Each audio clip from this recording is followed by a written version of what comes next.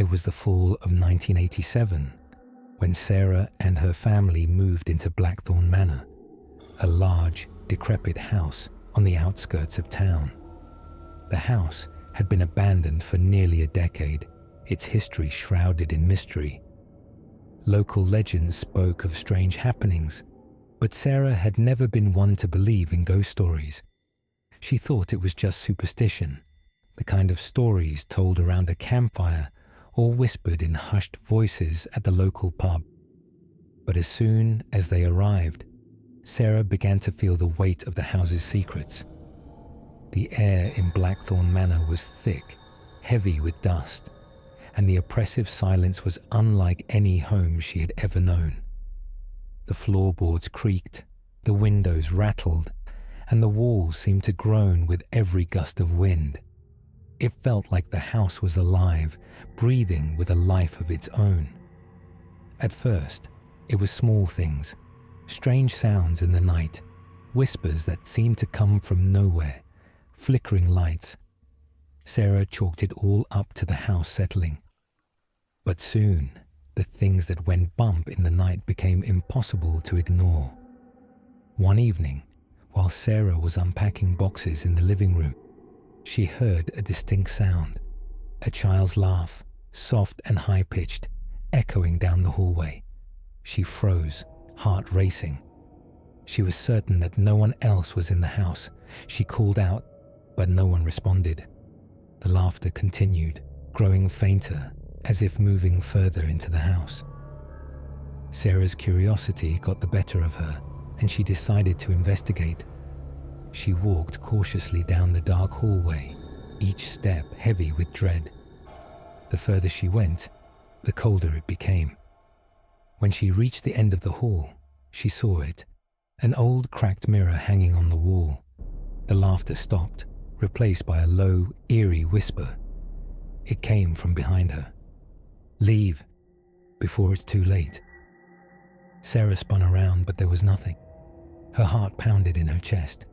She stumbled backward, her hand grazing the mirror. Suddenly, the reflection of her own face twisted into something monstrous. Eyes hollow, mouth stretched into a sinister grin. She gasped and pulled her hand away, but the image lingered in the glass for a moment longer before vanishing. Shaken, Sarah hurried back to the living room, but the house felt different now, more oppressive, like it was watching her. That night, she couldn't shake the feeling that something was lurking just out of sight, waiting to reveal itself, and it did. Later that evening, as she sat with her family in the kitchen, the doorbell rang. It was late, too late for anyone to be calling. Sarah's husband, John, opened the door to find no one standing on the porch. Instead, there was a small wooden box, old and weathered, sitting on the doorstep. Inside, they found an old photograph of a young girl, her face pale and lifeless, staring back at them. On the back of the photo, someone had scrawled a single word: help. Disturbed, Sarah began to research the history of Blackthorn Manor. What she discovered was far more chilling than anything she had imagined. The house had once been home to the Blackthorn family, a wealthy and reclusive group who had lived there for generations. But tragedy struck when the youngest child, Emily Blackthorn, disappeared without a trace. The family searched for her for years, but she was never found. After her disappearance, strange things began to happen. Whispers in the halls, cold spots, and unexplained phenomena. The family was driven to madness, and eventually, the house was abandoned. But Emily's spirit, it seemed, was still trapped inside. The next few days were a blur of strange occurrences. The whispers grew louder, more insistent. Sarah began to hear a child crying in the walls, and sometimes she would catch glimpses of a small, pale figure moving through the house. It was Emily. Sarah was sure of it. One night, as Sarah lay in bed, She heard the soft sound of footsteps approaching. She held her breath, frozen with fear, as the door to her bedroom creaked open. A cold breeze swept across her face, and she could feel the weight of someone standing at the foot of her bed. Then, in a voice barely above a whisper, a child's voice spoke. "Why won't you help me?" Terrified, Sarah ran to the local historian, an elderly woman who knew more about Blackthorn Manor than anyone else. The historian told Sarah of an old ritual, passed down through generations, that could release the trapped souls of the manor. The ritual required 3 things: pure intentions, the willingness to face the fear of the unknown, and an offering to the restless spirit. Without hesitation, Sarah decided to perform the ritual that night. As midnight struck, Sarah entered the house alone. The wind howled outside, rattling the windows as she made her way to the attic, where the ritual had to be performed.